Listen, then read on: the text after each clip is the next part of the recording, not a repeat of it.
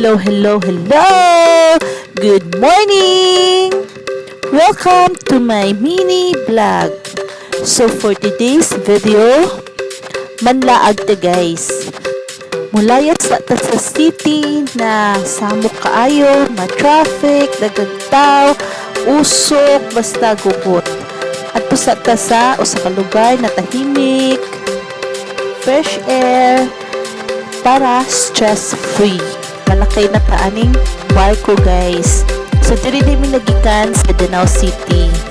Padulong ni siya sa Camotes Island. So excited kay ko aning lugar guys kasi first time ni na akong makaadto ani. So tara na. Wow, ang sarap ng dagat oh. Tingnan kayo. Murag hindot kayo mulukso at diring dapita guys ug langoy. Kaso lang, kasi kaunong ko sa short na. Dakpag dun siyang short to dani guys. Nagikan sa pier, masakay ni Menig motor guys, padulong ni ani sa resort na kung asa ni nag-check-in. So, dito na may nag-check-in sa Danau Lake, Papatashi. So, diri pa lang guys, biyahe diri mga 30 minutes yata. So, lisod. Ako lang na-observe diri guys. Lisod today diri pag wala kay sasakyan. Kaya dili gid siya lalim. Dili ka basta-basta makaatuan ng lugara. Makasusuroy pag wala kay motor. Pero namin pa rin ta diri guys ang motor kung kabalo sa kamo drive.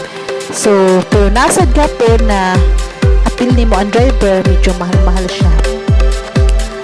So, tara. So, naabot namin diring dapita guys sa Papatashi. Mode ni siya.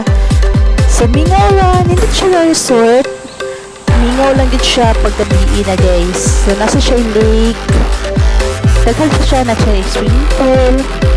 Pero mingaw din siya paggabi na. Labutag mga alas 5. Murag wala na yung tao. Murag tulog na yun ang mga tao.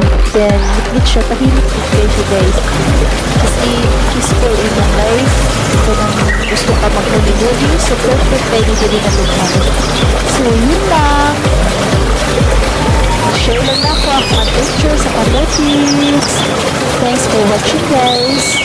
Bye-bye!